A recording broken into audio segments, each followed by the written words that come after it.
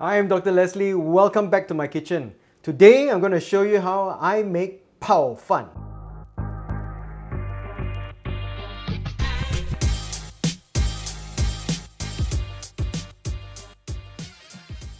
What is Pao Fan? Pao Fan is basically rice with a soup that is poured over it. That's Pao Fan. This is Okome brand, but there are many other brands of US short-grain rice. In fact, it's a special cultivar called the Calrose. Basically cultivated in California. It was awarded best rice in 2013 and 2015. If you know that you're going to do Pao Fan the next day, right? What you're going to do is you cook the rice with less water. How you would do with sushi. You got to really wash it, because you want to get rid of the coat outside of the rice. When you wash the rice, you want to massage it. Okay, so basically just give it a good squeeze. You see all the water turning milky white, right? You want to wash it until the water rinses clear. You want to throw away all this. And typically you have to do this about 5 times. So there's a second wash.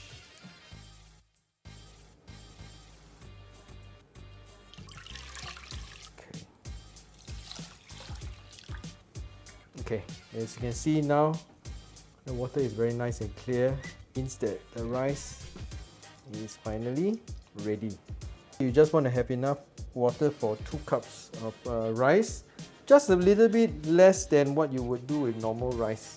Okay, still talking about the rice. How do you make those crispy pop rice that you sprinkle on top of the Pao Fan? Well, you want to have rice that is pretty dry. That means you cook your rice and then you leave it in the fridge. You see how nice and dry it is. But you know, one of the mistakes that I see people make all the time is that they just throw the rice like this into the fryer, and a lot of times you see all the rice all clump up, you know, it's all clumpy. So how you get rid of those clumps? What I do is I put oil into the rice first, like that, okay? And basically use a fork, maybe you use more useful, and just press the rice. Make sure that all the rice is nice and individual. You want the rice to go piak, piak, piak, piak. There's a simple trick to it. I'll show you later. So you can see the rice is all nice and separate now. I'll throw it into the oil. Don't crowd the pan. Just take your time and be patient, and let the oil do its trick. Our rice is nice and golden brown. Okay, see there? If you want it a little bit more brown, you can leave it for another minute or so. But that's really nice and popped and fluffy. You see? Beautiful, nice popped rice. We got the rice done. Now we got to get the eggs. I'm just using 2 eggs. Okay, just beat up. Okay, you just basically want to beat up until the egg whites are all broken. Right, the oil is still very hot. You can see that. Alright, and then you just stream in the eggs. You want to make sure that your Pao Fan is the bomb. You need some 炸弹. Right? People just like to eat it, right? When the fried egg goes into the soup, it just absorbs all the nice seafood flavor of the soup. And that's one of the reasons why people like to eat Pao Fan, because of this egg floss. You've got to really watch it. Alright, it's almost done.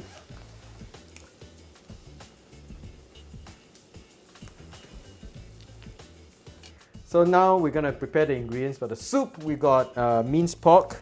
Of course, if you have the time, you should take some nice pork collar and you dice it, right? And then you chop it by hand. It will give you the best mouthfeel. If you can't get it from the market because it's fresh, if you can't get it frozen, it's fine. This is the key component for any seafood soup. This is called Tbsp. A lot of people ask me what is Tbsp. It's basically dried soulfish, and what you do to get into a powder is you get this soulfish, you deep fry it, then you let it cool, and after cooling you just grind them into a powder like this. This Tbsp powder is almost like Japanese katsuobushi, you know, and dashi. It gives it that nice umami. We're gonna throw in some soy sauce and some wine. This is just some corn flour slurry. The corn flour and water, what it does is it makes the meat a little bit more slippery. You know, when this thing cooks, basically the cornstarch will turn into a gel, and the water also adds moisture to the whole thing. Stir in one direction because you want all the meat fibers to align. Then as you stir, you see the meat slowly coming together, becoming sticky. Okay, and then lastly we put in the sesame oil. Smell that sesame oil. It's a very classic combination of all the different ingredients. Alright, so if you use your hand, you can get a nice feel of the meat. You can see the meat coming together and becoming more bouncy. Okay, and then of course you want to slap the meat onto the bowl a few times. You see, it's nice and bouncy. So for our seafood soup, I always like to put in something like to give it a bit of tang, a bit of zip, you know. So today I'm using some of this Szechuan Thai, they call it. You can get it from the wet market, supermarket. It's quite commonly available. We'll wash off the chili, we'll dice it, and then put it into our soup. It's entirely optional.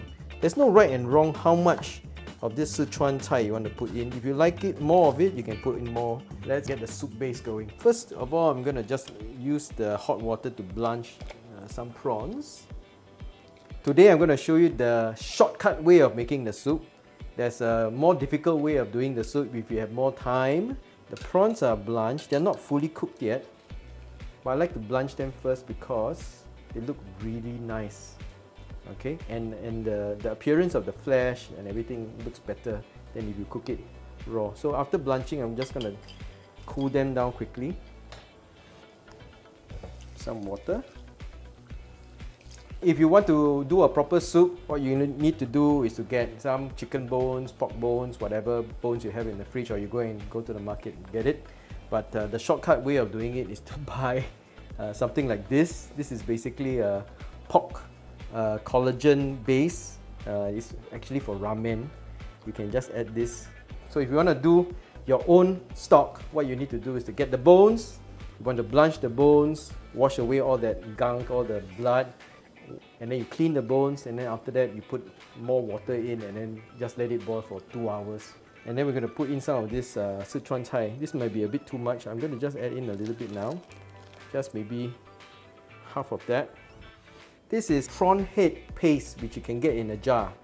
Now again, if you're doing this and you've got more time, what you need to do is to get the head of those prawns, then you fry them in oil, get all that nice flavor out.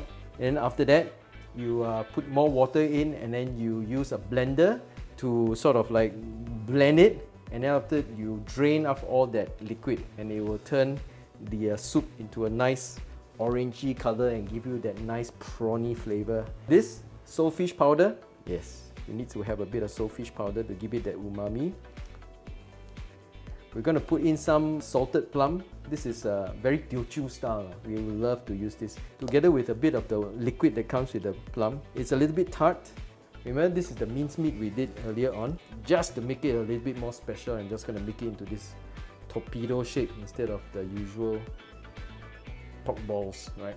So we got the soup done, we got the rice done, we got the eggs done.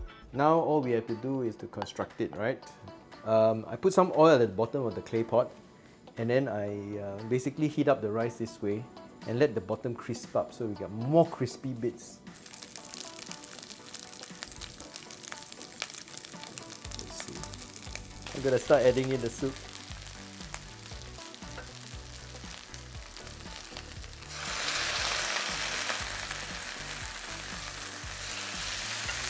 Okay, I'm gonna add in evaporated milk.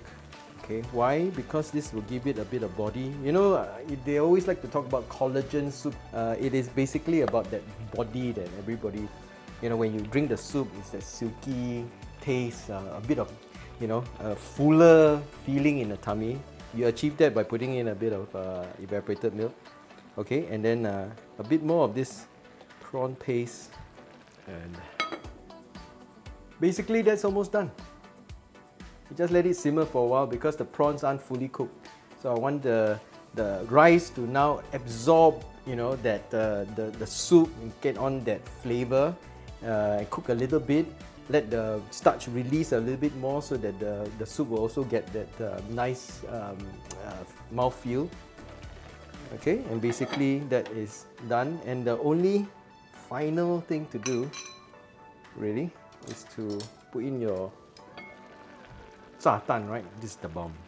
So the secret to getting the rice to pop is to heat it up. So we'll put this in the microwave for 2 minutes, get it really hot. When it hits the soup, it should go pop. Okay, so hot, huh? Put it onto the soup. Can you hear? Yeah? There you go. This is your Pao Fan. Okay, now to try.